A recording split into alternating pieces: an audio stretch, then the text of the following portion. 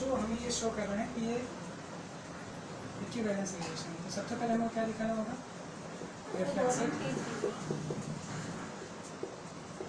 ठीक, तो reflexive relation के लिए हमको क्या करना होगा, यहाँ T1, T1 हमारे एलिमेंट्स होते हैं वो सेम होते हैं।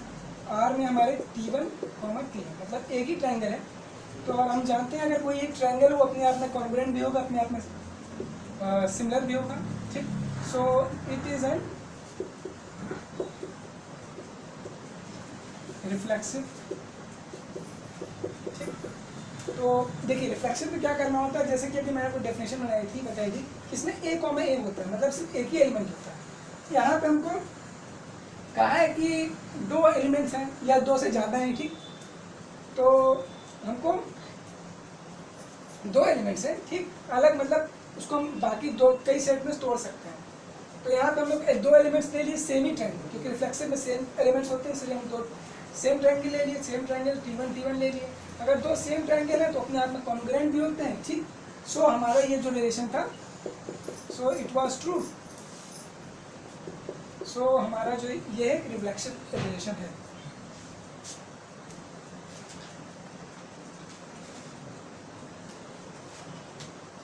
अब आते हैं इसके सिमेट्रिसिटी पे। सिमेट्रिकली चेक करेंगे। सिमेट्रिकली चेक करने के लिए हमको क्या करें, R T1, T2 है।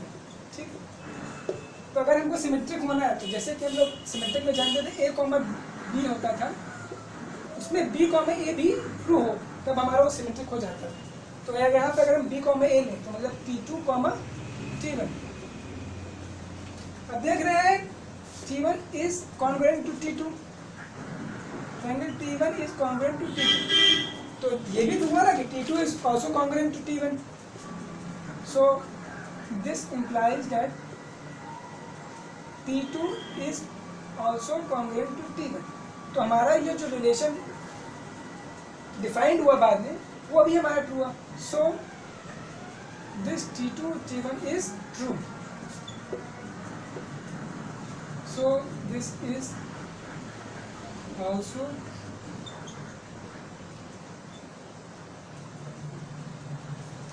symmetric। ठीक, तो ये हमारा सिमेट्रिक भी है। अब आते हैं इसकी ट्रांजिटिविटी पे चेक करने के लिए।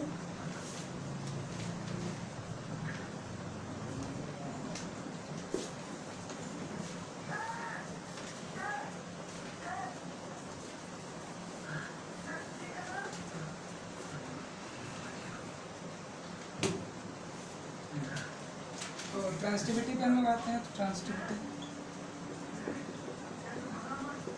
ट्रांजिटिव में हमको क्या करना पड़ता है, 3 एलिमेंट डिफाइन करना पड़ता है, A, B, C। ठीक, तो ऐसे हमारा हो गया, A हो गया T1, B हो गया हमारा T2।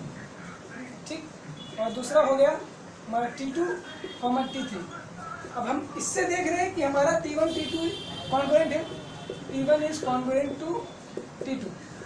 और इसी चीज़ से यहाँ पे बस चेंज किया था रिलेशन, क्योंकि सारे पॉइंट्स हैं, सारे ट्रायंगल हैं, तो ये T2 और T3 भी हमारे ट्रायंगल्स में आएंगे। तो T2 कॉन्ग्रुएंट टू T3। सो हम लोग यहाँ देख रहे हैं कि T1 T2 को कॉन्ग्रुएंट है, T2 T3 के कॉन्ग्रुएंट है, मतलब 3 ट्रायंगल हो गए।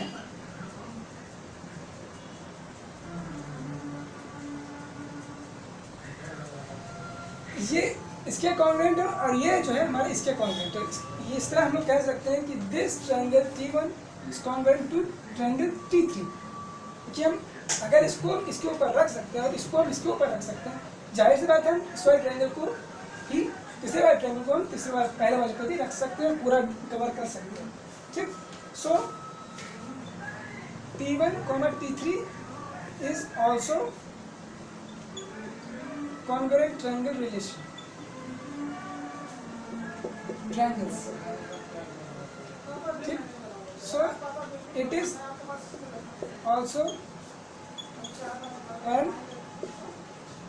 also a transitive relation।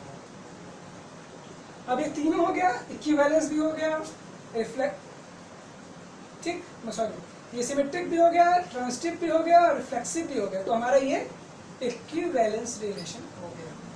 So it is equivalence relation.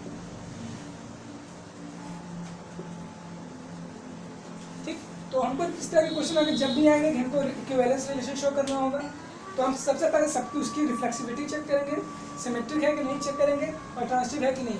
अगर तीनों होगा तभी हम लोग उसको इक्विवेलेंस रिलेशन कहेंगे। अगर किसी में इसमें से कोई एक भी चीज़ नहीं है तो हम उसे इक्विवेलेंस रिलेशन नहीं कहेंगे। चलिए करते हैं हम लोग दूसरे क्वेश्चन पे आते हैं।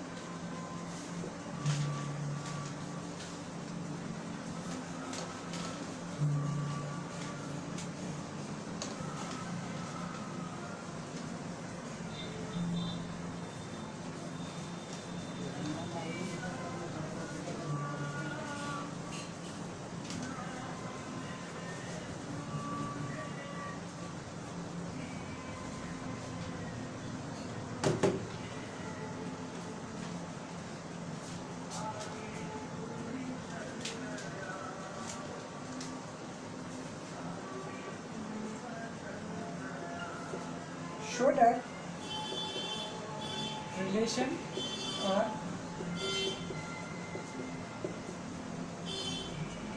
in the set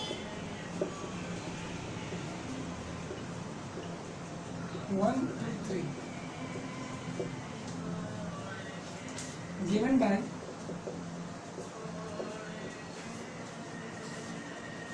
R is equal to 1, 1, 2, 2, 3, 3, 1, 2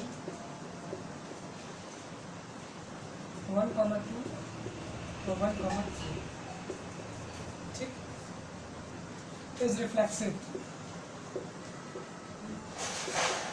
only।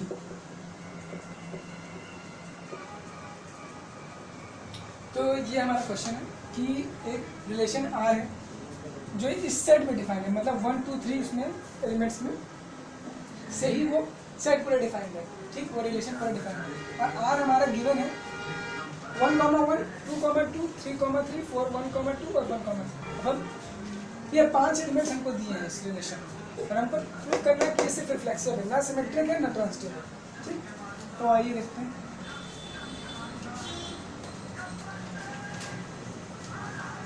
तो अगर इसको रिफ्लेक्सिव होना है, मान लीजिए रिफ्लेक्सिव है, if are is reflexive,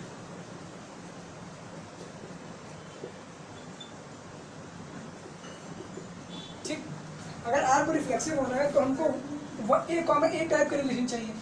A comma ए सारे एलिमेंट्स को बना के हम रिलेशन लिखेंगे तो 1, 1, 2, 2 और 3, 3। यहाँ ये भी ए कॉमा ए है, ये भी ए कॉमा ए है, ये भी ए कॉमा ए। ठीक, हमको ये 3 एलिमेंट्स ही मिले और ये तीनों एलिमेंट्स हमारे आर में डिफाइंड है। ठीक, तो ये तो हमारा रिफ्लेक्सिव हो गया, सो इट इज रिफ्लेक्सिव।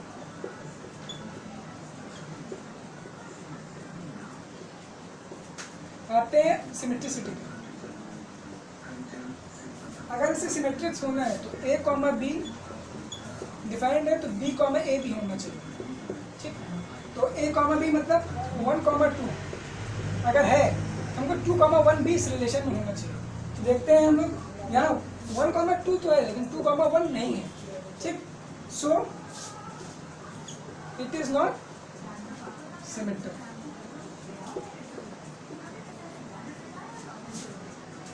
अब आते हैं ट्रांजिटिविटी पे। तो ट्रांजिटिविटी के लिए अगर हमको ए कॉमा बी है तो बी कॉमा सी है, तो हमारा ए कॉमा सी भी होना चाहिए रिलेशन। ठीक, तो ए कॉमा बी मतलब 1, 2 ले लेते हैं और 2, 3 ले लेते हैं। ठीक, तो 1, 3 भी हमको मिलना चाहिए। ठीक, तो पहली बात तो इसमें 1, 2 है लेकिन 2, 3 नहीं है। ठीक, तो ये ट्रांजिटिव रिलेशन नहीं, क्योंकि ये सारी चीज़ें डिफाइन होनी चाहिए इस रिलेशन, सारे एलिमेंट इसमें कंटेन होने चाहिए, so it is also not transitive.